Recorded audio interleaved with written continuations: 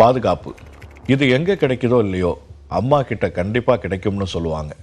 ஆனால் அம்மா வயிற்றில் இருக்கிற குழந்தைக்கே பாதுகாப்பு இல்லாத நிலைமை இப்போ ஏற்பட்டிருக்கு.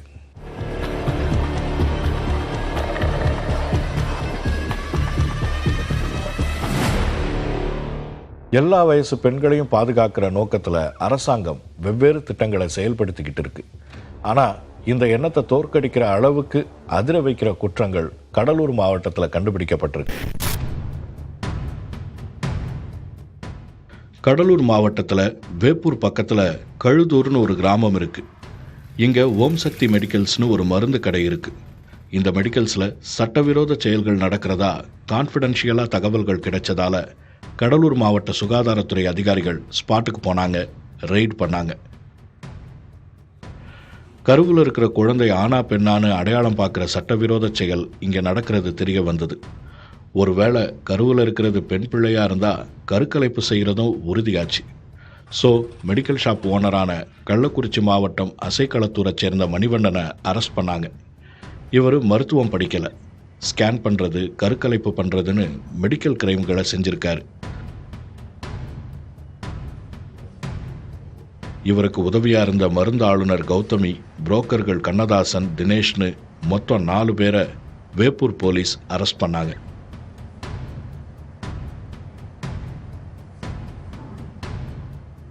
மெடிக்கல் கிரைம் தொடர்பான 4 செக்ஷன்களில் கேஸ் ஃபைல் பண்ணியிருக்காங்க.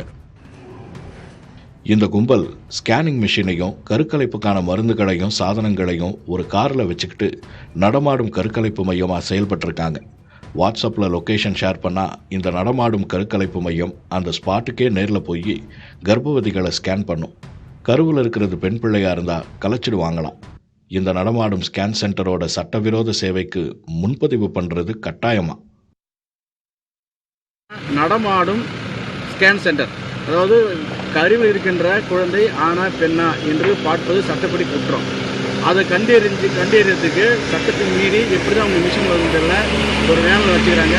ஒரு நடந்து போயிட்டு மூவ் ஆகிட்டே இருக்கும். ஒவ்வொரு ஏரியாவை பார்த்து அதுக்கு தனி ஏஜென்ட்டு, அந்த ஏஜென்ட்லாம் வந்து என்ன கருவில் இருக்குது ஆனா பெண்ணா ஒரு ரகசியமாக நடந்துருக்கிற தகவல் இது அரசுக்கு தெரியாமல் நடக்குது.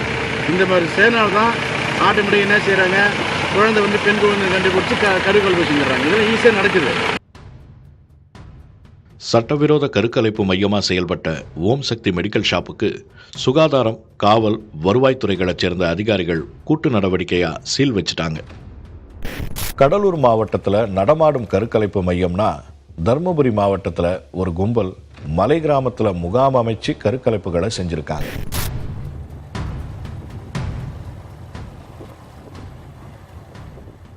சட்டவிரோத கருக்கலைப்பு கும்பல் தொடர்பாக விசாரித்த தருமபுரி மாவட்ட மருத்துவத்துறை அதிகாரிகளுக்கு இடைத்தரகர் வனிதாவோட மொபைல் நம்பர் கிடைச்சது.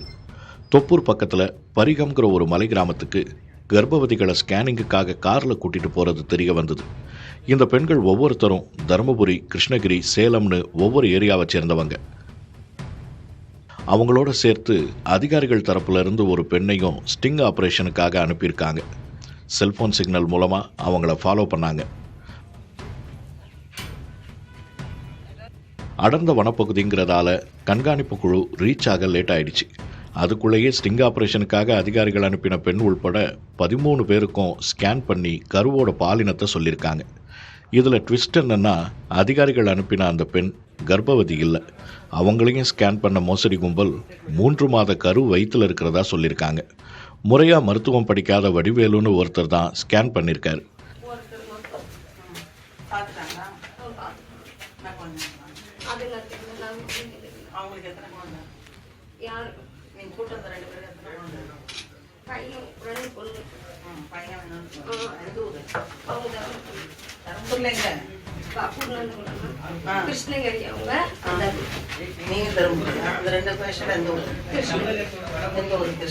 இவரோட வேலை ஸ்கேன் பண்றது மட்டும்தானா.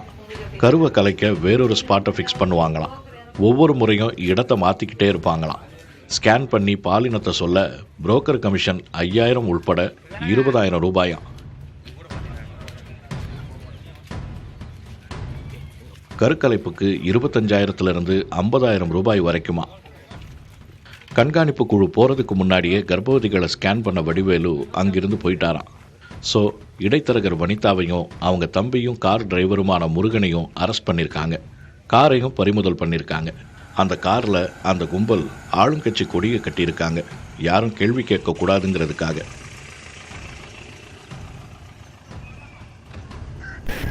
ஒவ்வொரு மாவட்டத்திலையும் சுகாதாரத்துறையும் போலீஸும் ஜாயின் பண்ணி தொடர்ந்து ஆக்ஷனில் இருக்கணும். பெண் பிள்ளைகளுக்கு கருவிலிருந்தே பாதுகாப்பு கொடுத்தாகணுன்ற டிமாண்ட் ரைஸ் ஆயிருக்கு.